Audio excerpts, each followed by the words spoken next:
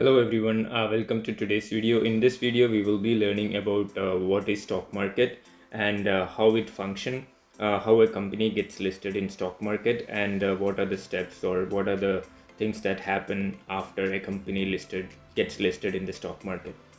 So let's say a company wants to raise capital. Usually companies want to raise money because they want to expand their business.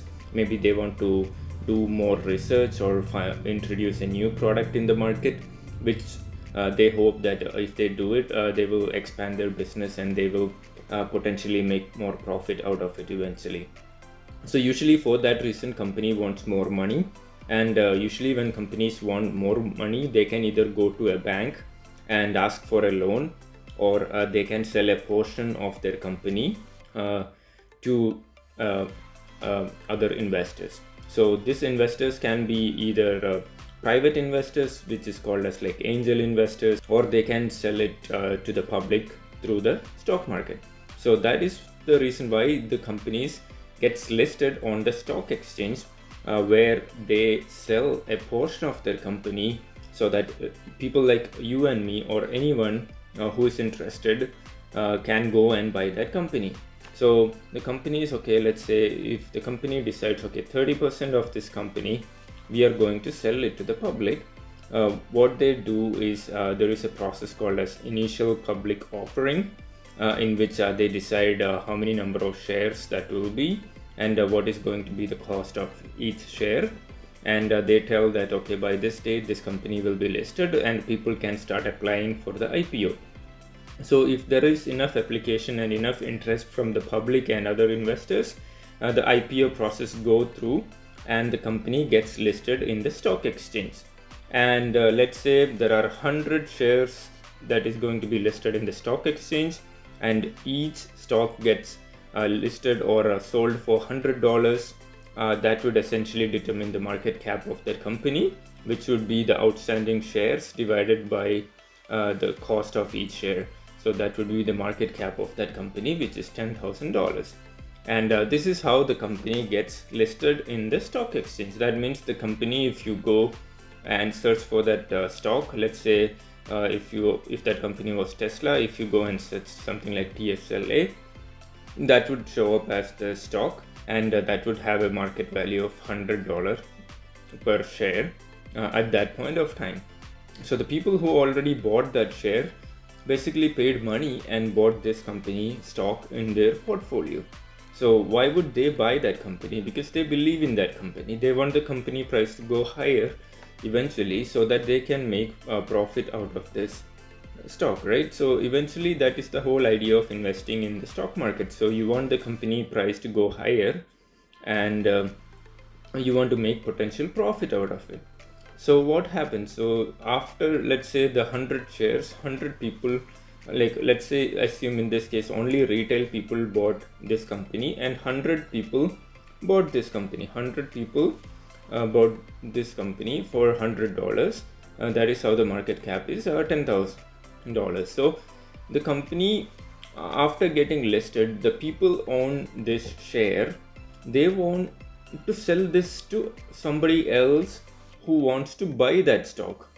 All right, so this is very important. So they are not selling it back to the company or anything. They want to sell it to some other person who is interested in purchasing this stock. So that is why they want to go and search and meet the potential buyers, and that is the concept of stock exchange. So the stock gets exchanged from a person who is holding the stock already to a person who wants to buy that stock, right? So the person who wants to buy that stock usually has to pay a higher price if the company is performing well, right? Because the person who is coming to buy is also expecting that the price will go higher. But usually that's not always the case. Sometimes the stock price also goes down. That is because there are not enough buyers who is ready to buy at that price. But let's say in a simple scenario, the $100 current market value of the stock, let's say a potential buyer came and he tried to quote $99. He said, like, I'm ready to purchase that stock for $99. but none of the people are ready to sell at that point. And let's say he raised his money to $100 a share. Even then, nobody is interested to sell his share because they purchased it for 100. Now somebody is ready to buy it 100. They will be like, no, maybe the price, if it goes higher, I will be ready. So let's say the price goes 101, nobody's ready, 102, 103, 104, and finally let's say he said, okay, I'm going to pay $105. Is somebody ready to sell? Let's say out of that 100 people, one person got interested now because he's seeing $5 in profit, that is like 5% return. So he said, okay, you can purchase my share for $105, and he's ready to sell at that price. So now that is how the last traded price of the company becomes $105, and that is the new market value of that company. That becomes $105, and the market cap also goes up by $5 a share. So that is the whole idea of stock exchange. So now this exchange happened, and somebody needs to keep record of who is holding the share, and that somebody is none other than the stock exchange. So usually the stock exchange also needs to audit the company, make sure they are presenting the right information to the public. They are not doing any malpractice, because they can do insider trading and a lot of complicated things, right? Like they can manipulate the stock price, they can increase the market cap of the company.